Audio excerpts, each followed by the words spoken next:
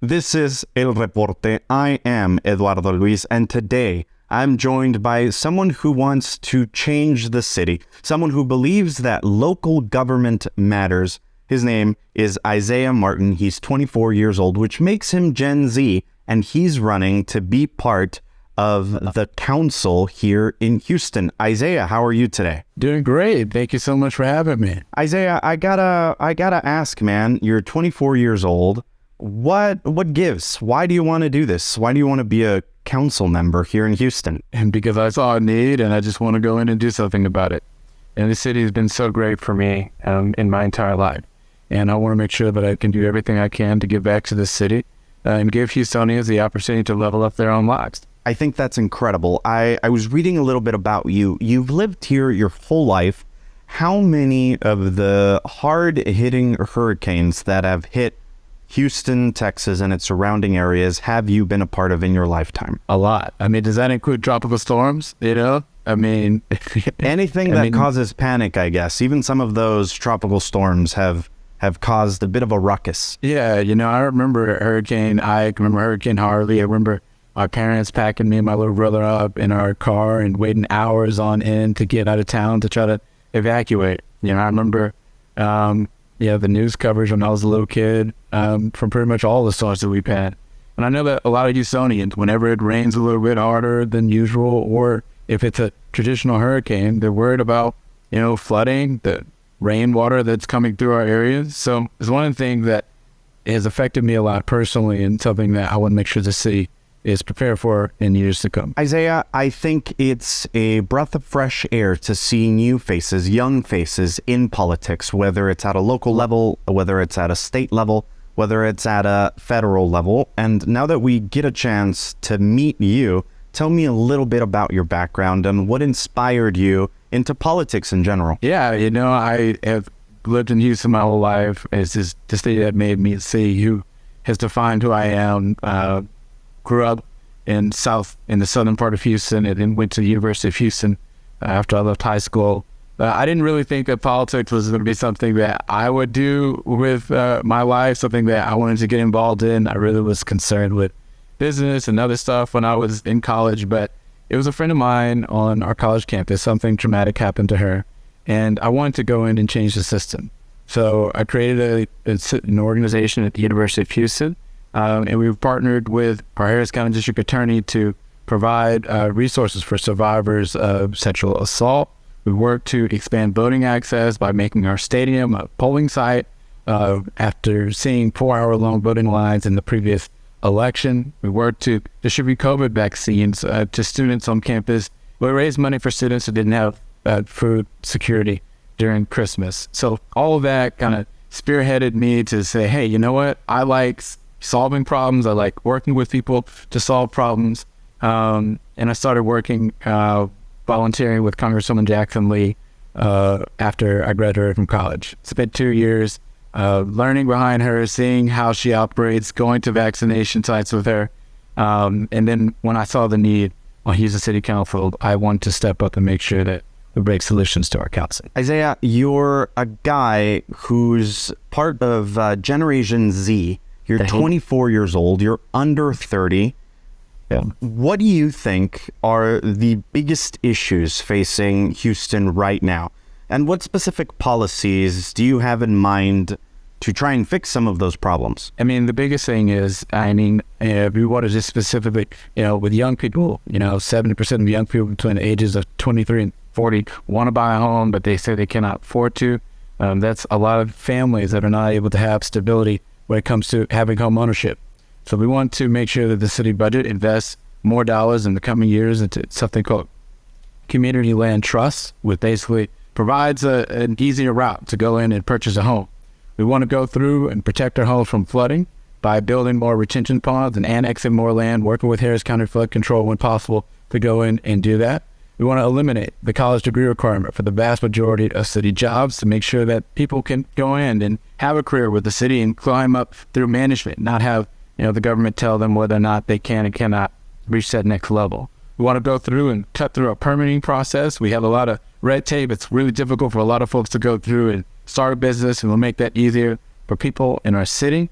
And we want to make sure that we fully invest in our crime labs to make sure that we give survivors and we give the victims of crime the right avenues to be able to get their day in court as soon as possible. So it's with all of this that we know that we can expand opportunity here in Houston. We can make it to where all Houstonians can chase their dreams and reach their highest levels of success. And I know that we have the plans and solutions in place to get that done for everybody. Isaiah, as I mentioned before we started filming this chat, I found you on Twitter, and your bio reads that you're running for Houston City Council, and then in parentheses, AL1. What does AL1 mean? Yeah, so AL1 basically means at-large position 1.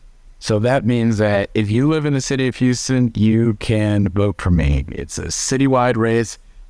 Anywhere, if you have a Houston address, like I said, you can vote in this specific race. So at-large position number 1, there's 5 at-large positions in the city of Houston, and I'm running for the first one. Now, some of the people that might be watching right now, some of the people that might be listening right now, they might be confused because they might think that we only have midterm elections and we have general elections. When is your election and when can people vote for you? My election will be in November of this year, so November of 2023.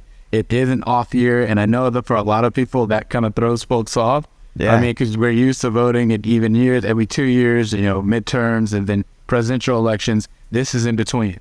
So this will be this year on the ballot in November coming up. We've seen in the last couple of years a couple of younger people join Congress, a couple of younger people being part of politics. As a member of Gen Z, how do you think your or our generation's values and priorities are different than some of the people that maybe are current council members? And how do you plan to bring your perspective to city council? Well, I know that, the current city council has done, I believe, a tremendous job with the circumstances that they have. And so what I expect to bring to city council is a perspective that can simply look at problems without any type of agendas behind it and try to find solutions. I know a lot of people in my generation are really interested about substance. They don't want bullet point campaigns. They don't want people to say that they want to invest in making businesses easier to start. Well, what does that actually mean? How are you going to do that?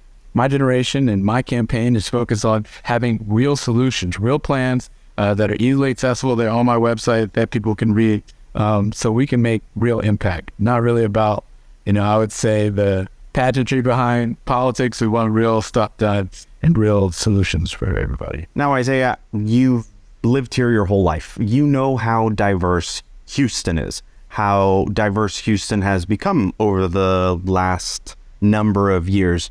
It's a diverse city with a large immigrant population. What steps would you take to ensure that all residents, regardless of their background, have access to the same opportunities and services? Absolutely. And, one thing that I can say is Houstonians work hard.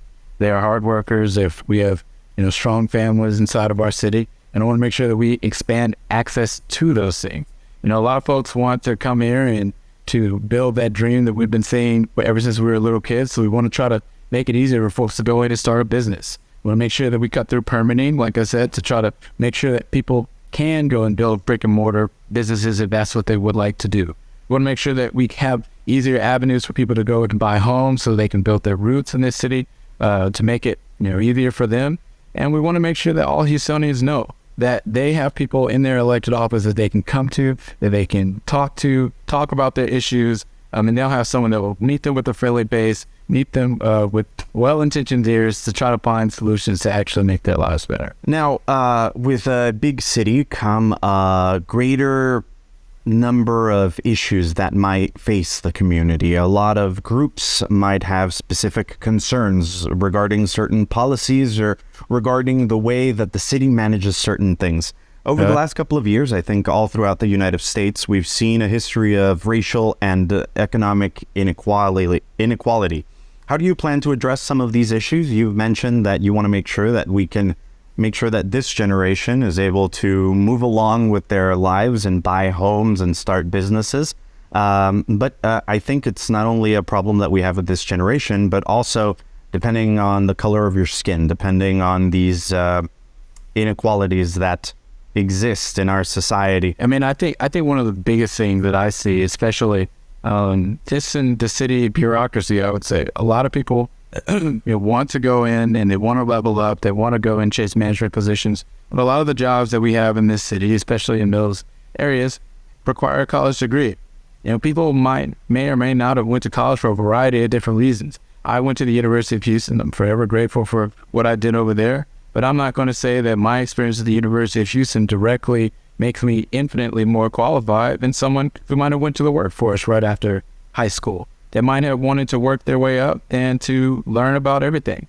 I think that we need to get rid of this whole notion that getting a 4-year college degree is directly indicative of whether or not someone's qualified for a position. So I want to make sure that in the city of Houston, we cut through those barriers when we can, and we allow for people to move on up, to build their own levels of success so they can chase their highest levels of dreams and aspirations. And finally, what message would you have for young people such as yourself? Maybe they're barely going into college and they want to study something that relates to government, something that relates to law, or they might not have that plan immediately, like yourself, that you went into college not knowing that you were going to end up running for city council member. Yeah. What message do you have for other members of Generation Z and the generations to come regarding their love for their community and that they want to serve in public office? I just want to say to everyone out there, running for office, whether you're doing politics or whether you are starting a business, whether you